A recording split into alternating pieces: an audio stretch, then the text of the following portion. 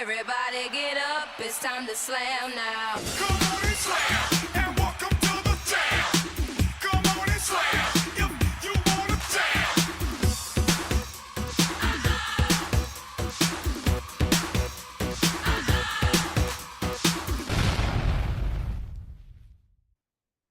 How can I let you see the demon who lives inside of me? If you stand close enough, will you hear what he whispers? How can I let him smile at you when I know what that grin does to me? If I were to reach for your hand right now, would it be my fingers finding you or his? I saw a vision of my parents as I imagined them as a child, like smiling ghosts at the end of the film. All was good and all was forgiven. And my heart leapt, like finding home at last, like recognizing the face of a loved one, like something real instead of phantoms, instead of the dreams of little boys, instead of something I created to try to make some sense of my broken family. Dancing demons kick dust into clouds of little knives that hang in the howling air, full of notes, running backwards, awkwards, upside down. I went back to a place I'd lived before, fully expecting to find a haunted house, but there was nothing. I found out the river came one day and took all the houses and the street. And if there were any ghosts, they must have been swept away. The sky isn't quite so red these days here in the Demon City. It's still always third shift, but it ends 5 minutes earlier on Thursdays in odd-numbered months. The witch doctor shakes, standing by the dying fire, and wonders what value he has when his staff is broken and the dust in his bag was long ago spent. No farmer, miller, smith, or haberdasher, he cannot count more than the holy numbers. He doesn't know how to calm a horse or weave a basket. He isn't the best dancer in town, and he's only ever read scripture. He's never dug a ditch or bound a wound, never carried water from the well, never baked bread. He has never circled his opponent with a bronze sword clutched in his iron grip, waiting for the metallic tang of blood in his teeth. The witch doctor trembles, standing by the dying fire, and wonders what value he has, now that his staff is broken and the dust in his bag was long ago spent. The devil fancies himself a poet. Endless verses slip like serpents from his lips, spitting lyrics. I watched 3 birds flying above great stone eagles guarding a bridge and thought of you, how you've watched over me. Stone sentinels poised to catch the wind when the call comes. No one ever summons like those lost in time. Soldiers who drowned in mud, sailors whose bodies will never find dirt, mothers with nothing to bury but grief. We tell ourselves comfort stories, how they died fighting, but bombs bursting in bellies don't care. They're just gone. Does the stone remember them?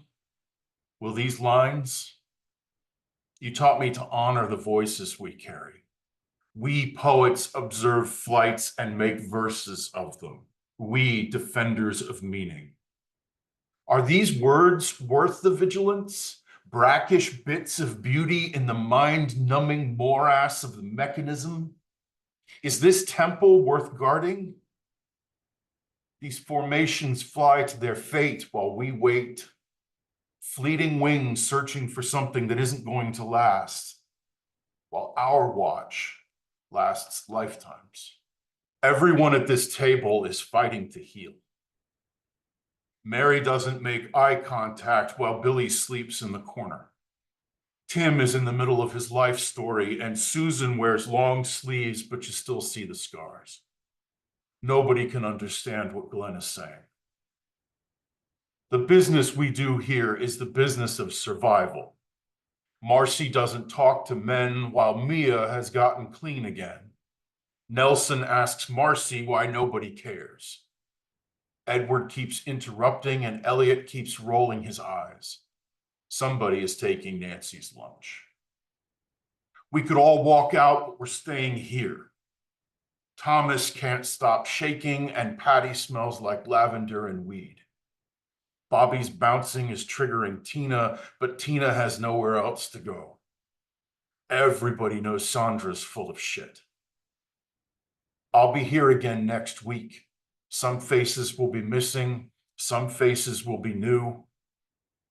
Sarah says the only way to save her son is sending him to prison. Horace is trying to stay out of the hospital while Paula's meds make her feel dead inside. Becca wrote a beautiful poem about her grief but couldn't finish, so Joseph read it for her. Joseph is afraid to meet the souls he sent to hell. The phone on the wall won't stop ringing, but no one answers because no one knows what to say.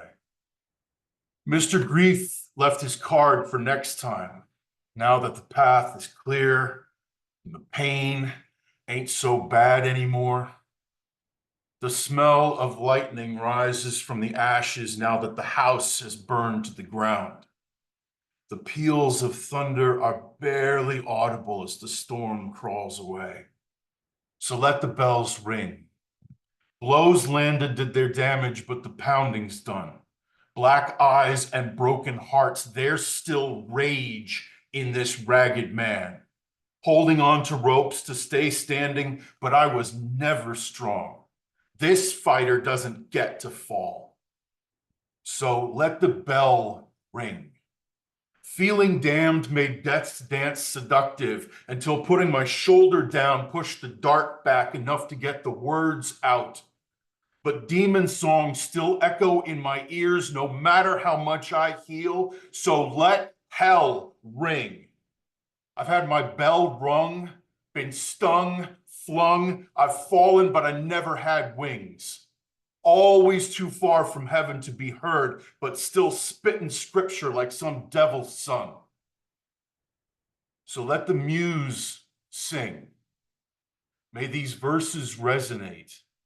May they give you fuel to fight. Maybe we can spend what we have left feeling less alone. Grabbing hands, healing hearts, listening. I'm listening. I'm still listening. So let the bells ring. I write because I have to. It's not just because I want to. There's a difference. This is not a divine calling either, or the muse talking. It's me, Sophia. I cannot part the seas or sunset for that matter. Whereas I stand by each letter, syllable, vowel, consonants that I choose, what's more, my metaphors. Is pure poetry, the power of genuineness, more important than ever? The visions, the divide. I'm still wearing my pride-themed shirt the day after hate seemingly almost won completely, but no, hasn't won completely.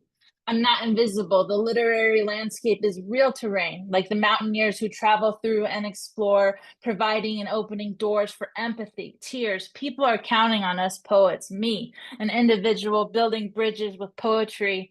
This candle still flickers in the wind, the wick long and strong, ready to ignite. Non-violence fighting. Let's give up the punch, not the drink. Definitely, let's not, though, give up the fight. When I face the choice of detachment, instead, find that positive reaction and action. Listen, these damn crossroads, those tragic train tracks, we lost one of us for good, who didn't say much. Determination still bursting from my eyes. Let's choose heart, even though heavy this generational trauma is not my story to carry. Meanwhile, create a new narrative, breaking them like sculpting from a cube of marble, chipping away to find your own beauty, your pure, untainted, no more pushing down the sad like a beach ball under the ocean's currents. As I pen this poem, more like a free write, this expression is a slice of freedom, isn't no pumpkin pie. This ghost left me there tangoing with my demons, traveling in a Nike bag, fuel for the fodder. Let's not imagine daydreams like surfing on the clouds against the backdrop of a blue sky. There's work to do. What's been dropping lately are my tears falling down my face, a descendant like a mountain climber, careful, trying to release the suffering.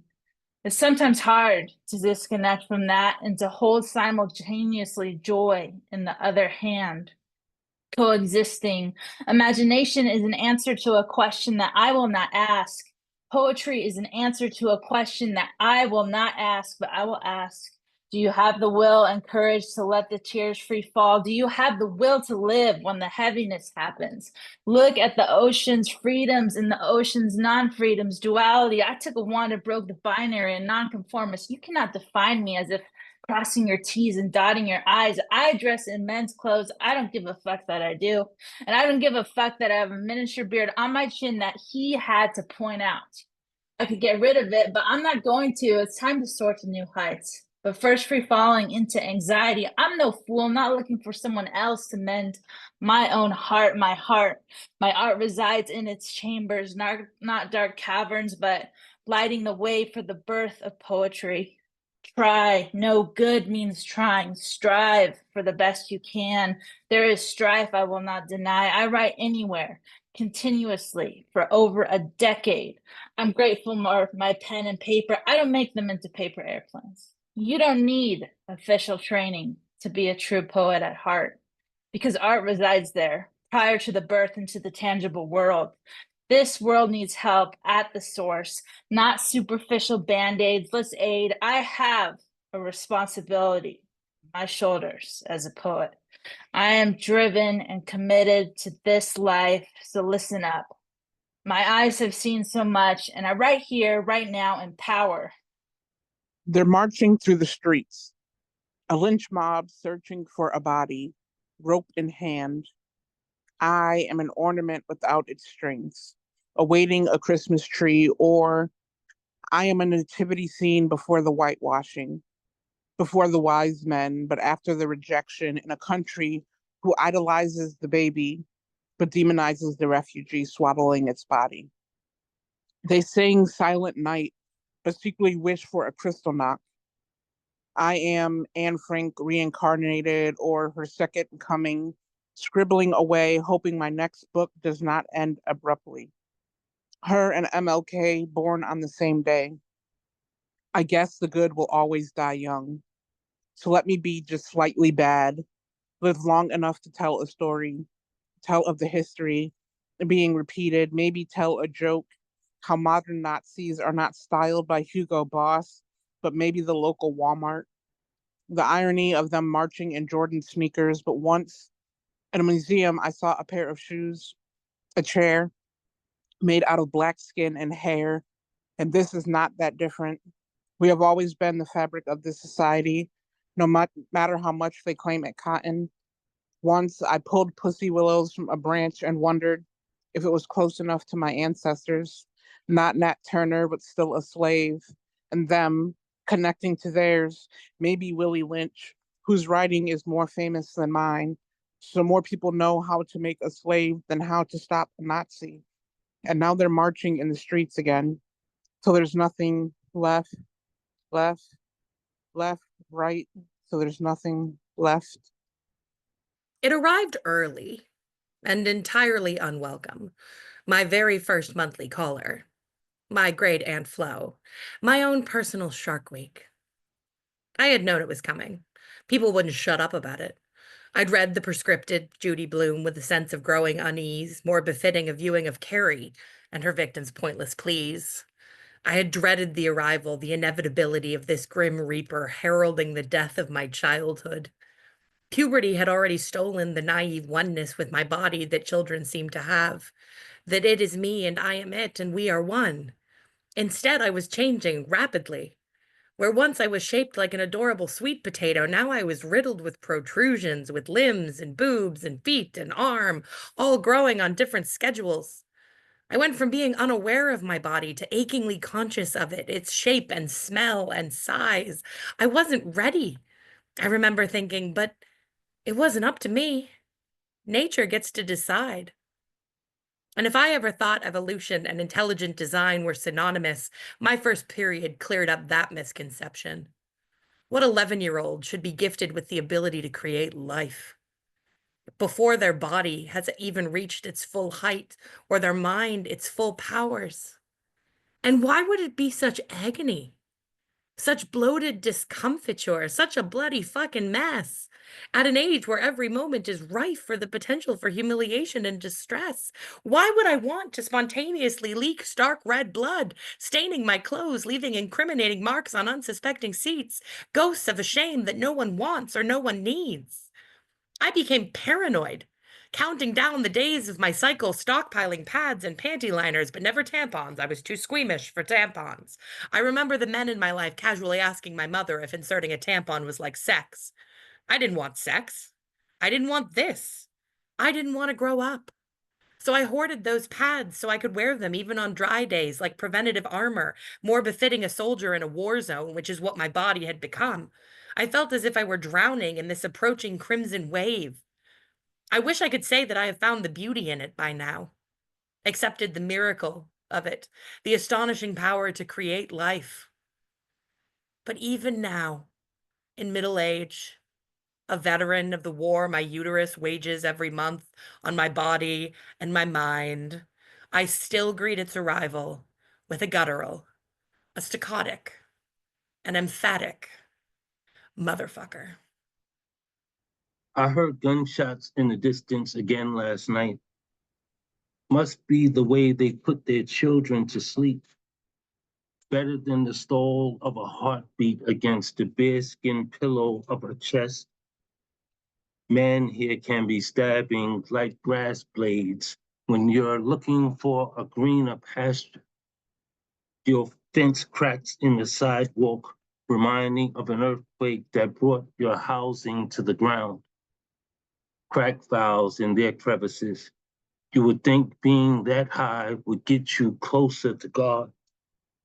Train, plane, or busing is a bicycle pedal in a world full of gas cars.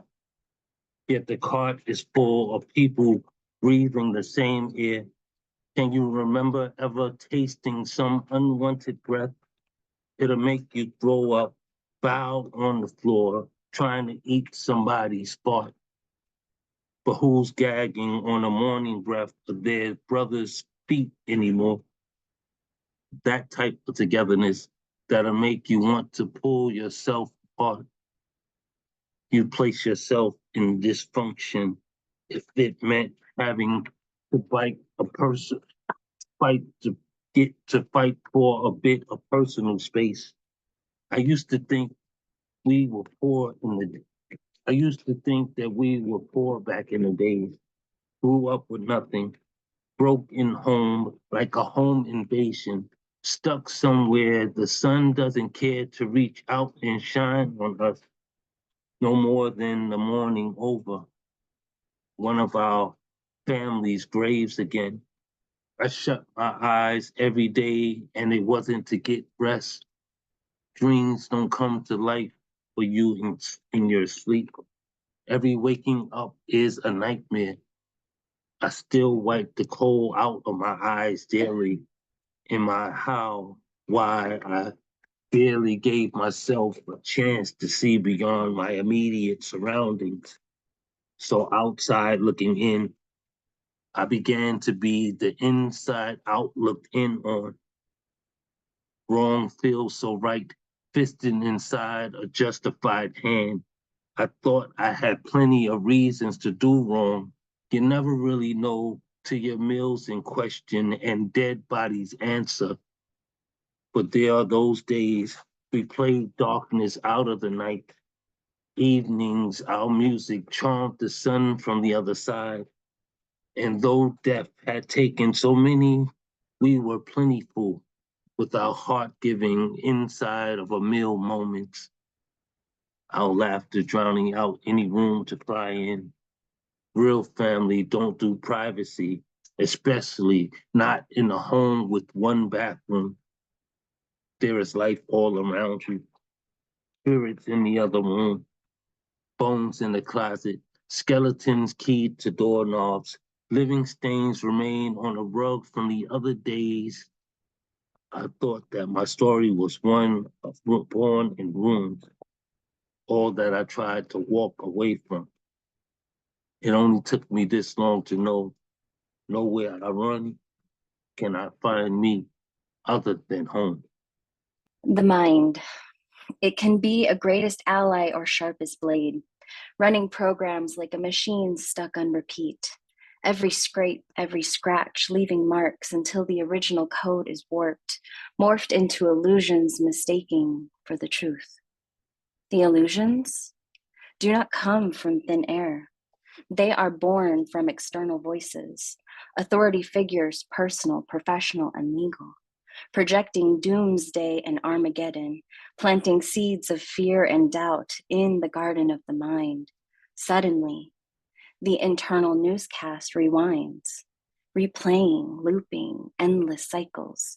Scarcity mindset is individual and ancestral, passed down like family heirlooms, and the ego, determined to make the program eternal, etching cracks and creases into the frame, chronic stress and worry, now a repeating hum that the body feels, elevated cortisol, tensions that feel like nooses. Some days may feel unable to loosen, leading to fatigue so deep it drains the battery of the soul. It's a cycle clear to see, a fixation on fears and what might be, focusing on what's not or never enough, now becoming an obsession, repeating abandoning of the self. Tunnel vision can trap one if they let it, attaching invisible blindfolds. Deep grip is iron, unable to see beyond the narrow focused. Fear-based thoughts wrapping themselves together tighter and tighter until withered. Feeding on overthinking, whispering lies dressed as logic, excessive and misleading. Anxiety, fear, jealousy, comparison, they swarm, multiplying like shadows.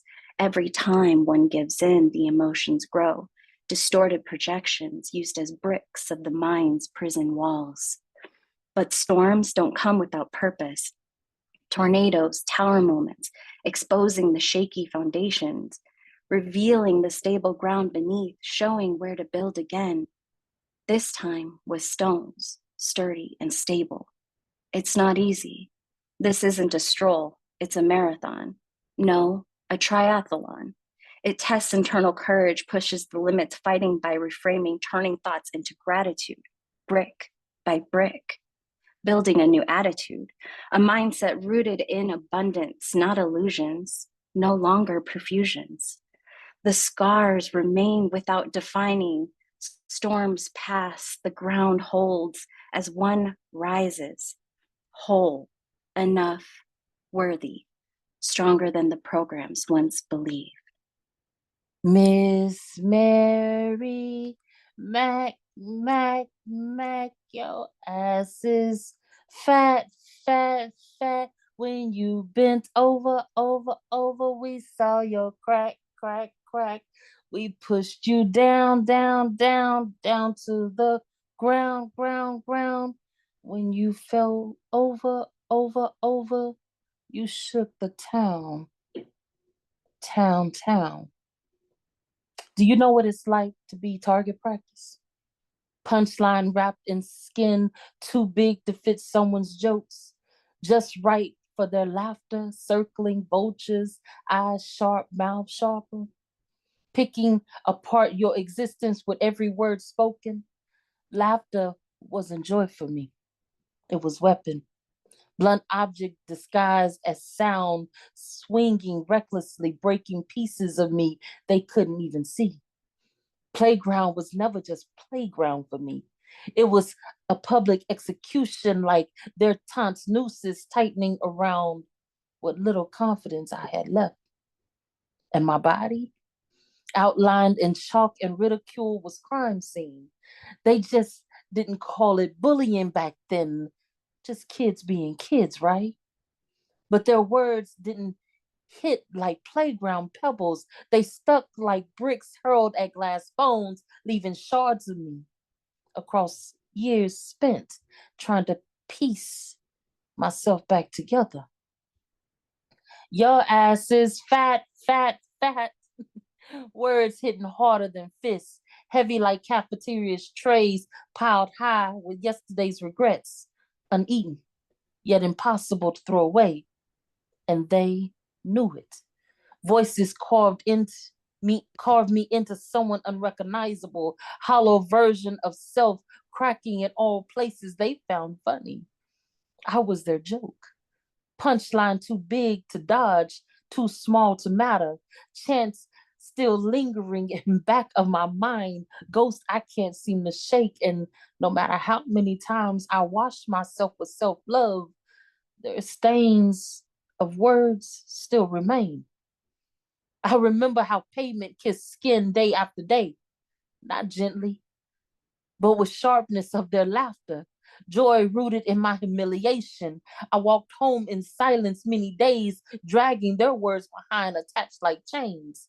Footsteps heavy with shame, and even now I wonder if Brown remembers like I do.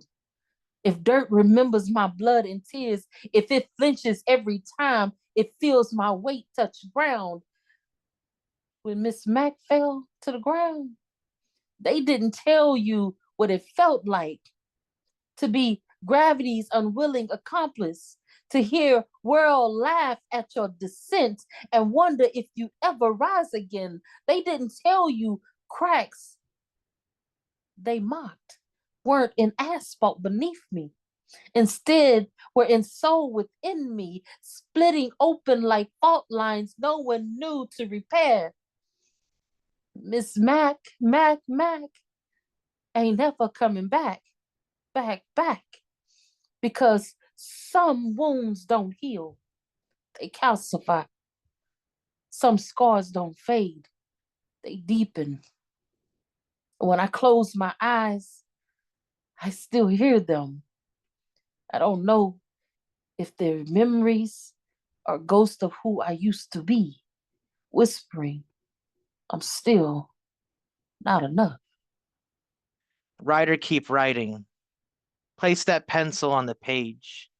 Place that finger on the keyboard. Place that crayon on the wall. Make love to the surface. You're formulating artistic art offspring. Writer, keep writing. Tell us your pain. Tell us your joy. Tell us everything. Express yourself without censorship. Fuck censorship. Tell it like it is. Writer, keep writing. Watch your pencil become a paintbrush, painting images for our minds to digest. And then watch that paintbrush become a magic wand. Writing then becomes magic. Writing is power. This art can mend a broken heart. It can restitch sanity. Hungry minds and starving ears will take in your work and watch them relate to you. Writer, keep writing. Above all, writer, keep it real.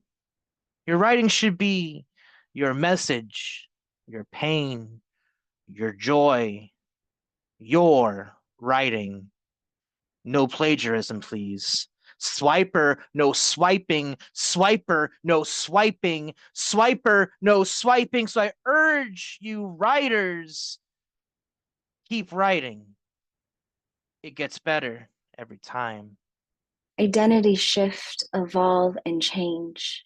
No two lives are ever the same. Yet, we live in a world that refuses to see the beauty born in diversity.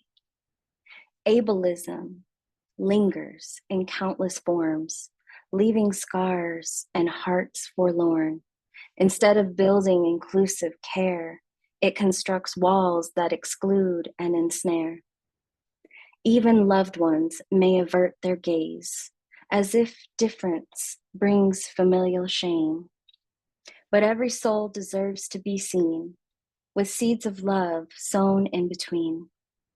Beyond skin, ability, or ways of being, honoring each life, its depths are worth seeing.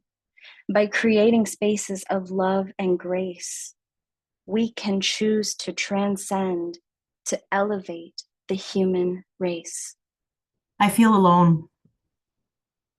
5 letters, such a simple word, and yet it absorbs into my skin and leaves me at a loss to feel seen or heard. Alone is locked in a dark closet, a shortage of breath, to explain why I feel so less than. Alone is insidious, invading like a virus, remapping the ridge of a gyrus without care for the tender surface of my thoughts, my mind as feet running through sharp rocks, barefoot heart unprepared, and all I can do is stumble through, praying for softer ground, needing a gentler sound than the echo of alone, alone, alone. The reverb on smackdown, the 4 syllables swelling the inner chamber of my ear, any message of hope drowned out by solo voce, static and hiss, until all that's left is a smoking, charred chorus of alone in my head. It's burned carbon on my tongue, 3 vowels that consume my light, make meal of my hanging threads. I must swallow down this poisonous medicine, the bitterest pill, the galaxy away from the place where alone is not the only dish you choke down, neither toothsome nor sweet. Alone is sulphurous old feet that reek of despair, 2 consonants of smell so acrid I need vapor rub under my nose for the autopsy of the corpse of my hope. Cut it open so the gas can escape. The chemical reaction of alone inside me, a fine decay, that even I can see the damaged me irreparably alone. I scream my truth. I'm a pack animal. I am not meant to be alone out there. And the sight of it is more than I can bear. Alone, wishing for a hand to hold. Maybe I could navigate the atlas of altered reality, map of broken dreams, find an exit from the road through hell, and just settle down and breathe. Find a way to love myself. Realize I'm pretty incredible so that alone can learn to appreciate me, become a reformed abuser. If I told you I'm recovering from a domestic dispute with myself, would you call me crazy? I would be okay with that. Crazy loves company, and I don't want to be alone anymore. It's almost that time again. The time of year where we celebrate the cold, the hopings for snow to stand on the arms of trees, the limbs of life our ancestors swung underneath, while white people lynched and cheered our swing. The homicides that later became concepts for ornaments, the celebrations of murdering Black men that made America great for Caucasians. It's almost that time again, the time of year where we honor how cold our world could be, how belief can be a victimization of misguidance and indoctrinations of faith, and oh, how we want to believe. So we perceive the songs we sing to honor the season as tribute and homage, not caroling mockeries of drunken drag racing, or how resembling those sleigh bells are to cowbelling, iron restrained collars for enslavement. It's almost that time again, that time of year calendar as birth of our Savior, a date they manipulated to better fit their caliber, a disguise adequate for a master deceptionist, and none have been wool-eyed more than with Western Christianity, a believing that will make its own holidays, one where a rosy-cheeked, chubby-fit costume bearing gifts for all the good kids could be a representative insignificance to the gifting of Jesus, as if glory of the miracles the Son of God's given could be matched by design of electronic devices or any other prize fit in description of gifting from a fictional character in red and white fleece.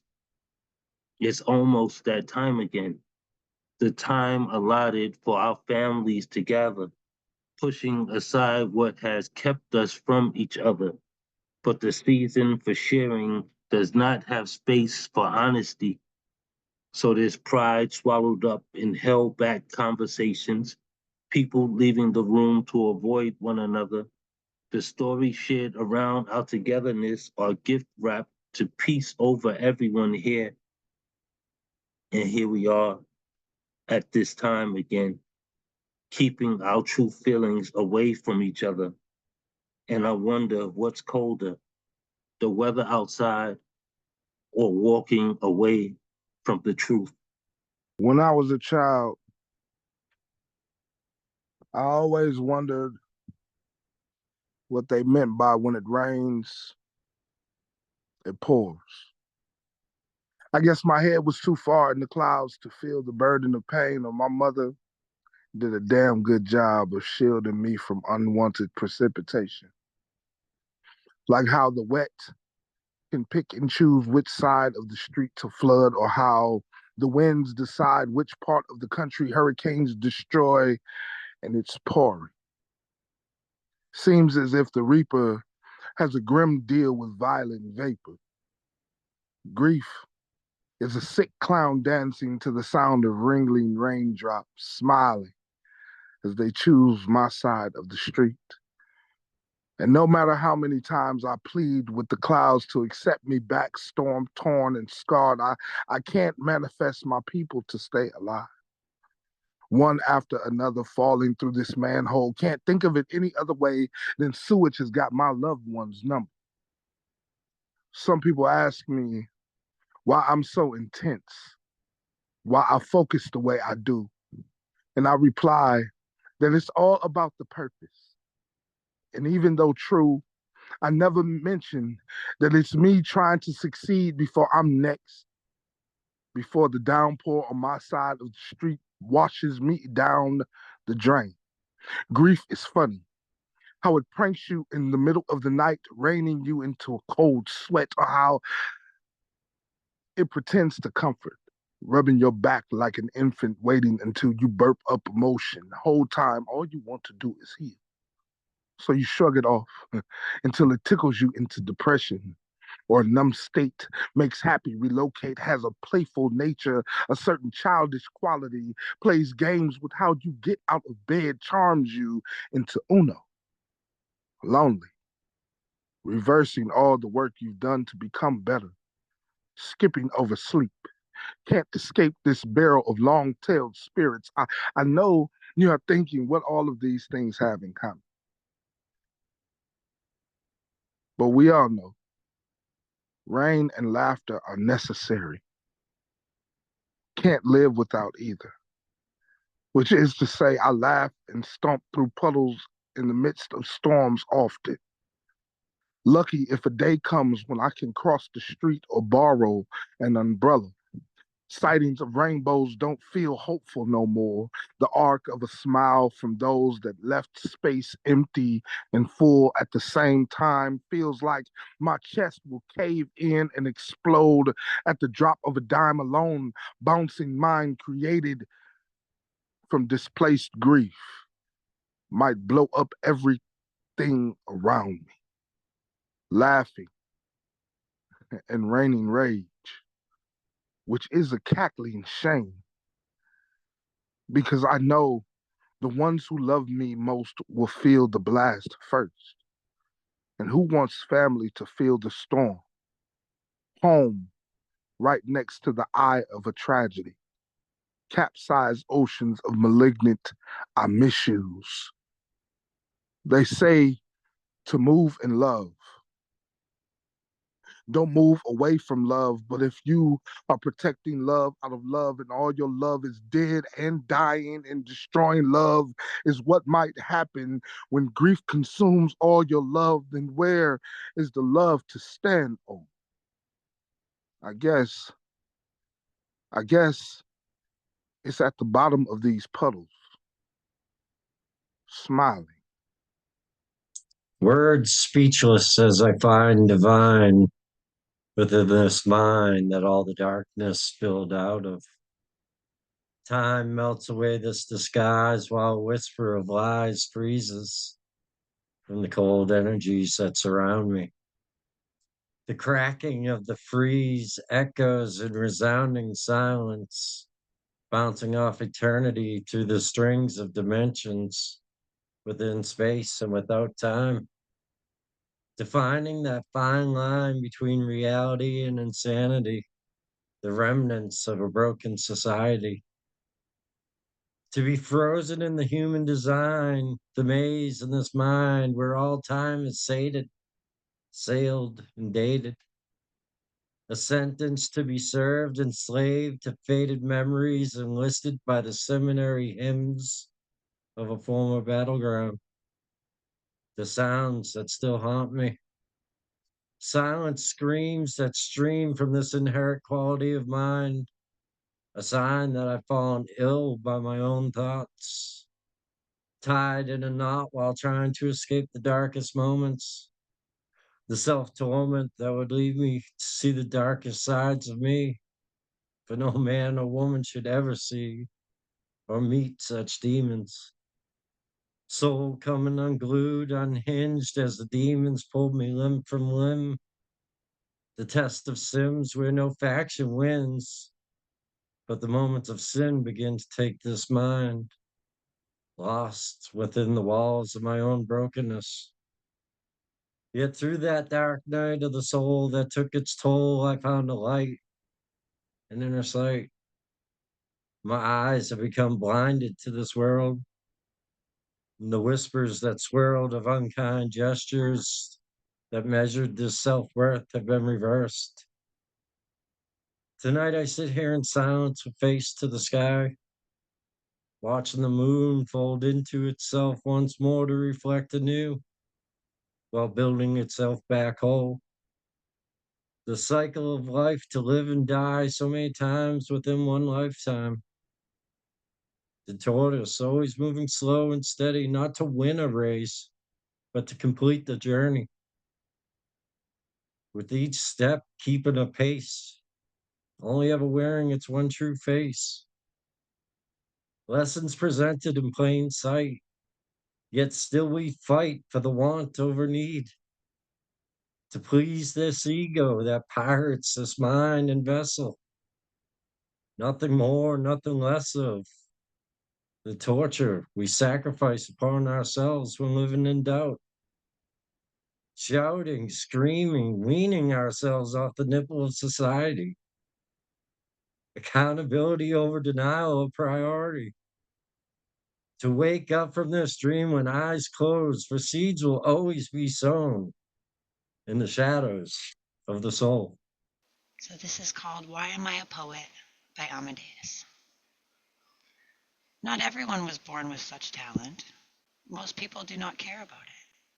Some people look at us insane, while others find us pretentious. But every time I do a poem, it goes back to these questions. Why am I a poet? Why should I continue to hone my craft? What is the end goal of this? What will I gain? How will my work make a difference? How will my work make a positive impact to society? Who in God's name am I to be listened to? These are the questions that have been driving me for years. And it is so sad most poets would rather be an entertainment monkey. Some poets act as if they know it already, like creating a poem is just about love and destiny. What a poor, shallow thinkers I am living these days. Oftentimes I feel God cursed me with this gift, and he placed me in a world that doesn't fully understand that gift.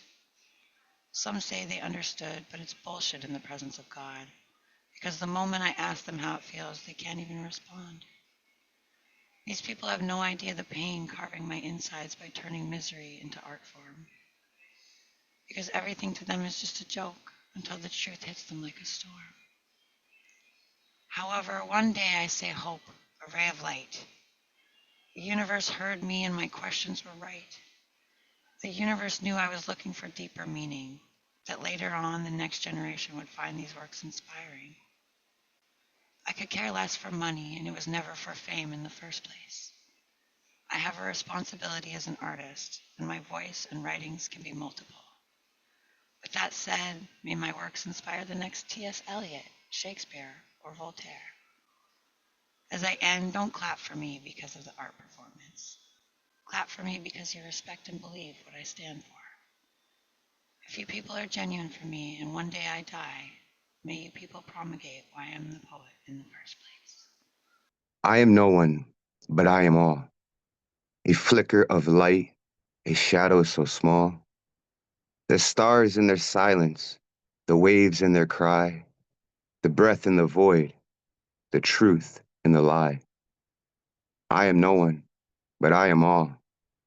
The whisper that trembles before the call, the hands that create, the winds that erase, the spark in the fire, an infinite face. I am no one, but I am all. The rhythm that echoes through the cosmic sprawl, the seed in the soil, the storm in the seas, the dance of the planets, the sway of the trees. I am no one, but I am all. The rise of the tower, the crumble of the wall, the fracture in time, the stillness in space, the hope in the journey, the steps we retrace. I am no one, but I am all. The voice that answers when shadows call, the dream of the many, the song of the few, the thread that connects what is false and what's true. I am no one, but I am all. The path of the wanderer, the rise of the fall, the pulse of existence, the pool of the tides, the story that echoes where the eternal resides. I am no one, but I am all. The flicker of stars, the endless sprawl, the bridges we burn, the bonds we restore, the infinite door that leads us to more. I am no one, but I am all. The silence that answers the siren's call, the force in the motion, the space in between, the mirror of what has never been seen. I am no one, but I am all. The weight of the dust, the endless crawl, the echo of voices, the stillness of time, the harmony threaded in chaos and rhyme. I am no one, but I am all. The endless beginning, the final enthrall, the shadow of shapes, the light that consumes, the breath of the cosmos, the infinite bloom. For I am no one, but I am all. So many times I've watched this good thing get packaged. Gone from fresh on a shelf to wrapped in plastic in a barrel, 2 for $5 and 6 on Sunday, and it all tastes the same these days. But fuck it. We've got 30 kinds of Oreos, so we're going to be okay when the bombs come down. Nothing sold here is made here, and no one who works here is making a dime. You can't call to get the hours because nobody's answering. Nowhere is safe when everyone is for sale, never was, and none of us are free. I found out today they make milk that tastes like what's left behind when the cereal's gone. Who bathes in this wastewater believing it blessed? Who feels fortunate having polished off the Lucky Charms, finding a warm soup of sticky milk their prize, and thinks this is nose in bowl good. This fulfills me. This validates a soul emptied by too many jingles, too many reasons to spend, to put those hard-earned dollars to work. 2 boxes of smiles, 2 times divided, 3 times free and 4 times through the checking lane. No, you can't write a check. We don't do that anymore. We wear plastic chains these days. But fuck it. They gave me a payment plan. So we're going to get through this. One step, one day, $1, $2 at a time. He has so much potential, they said. If only he would apply himself. But I didn't. Books stayed closed, and I played imaginary games with imaginary friends whose mothers waved from imaginary porches. I wish I could have defied my parents all along, but there was so much shame and too much doubt. So many times my face burned at their disappointment, my head bowed by their guilt. I learned to fight myself, learned to hate the dreamer who looked out the window instead of working, foreshadowing the day I would stare into the distance, an unmarked test in front of me, penned down, heartbroken the day after my father left for good. My anonymity became my refuge. Odysseus said it to save his life. When he got home, he killed everyone. I say it to save my dignity. There is no one who calls me son. Someday, somebody maybe. For now, I am no one.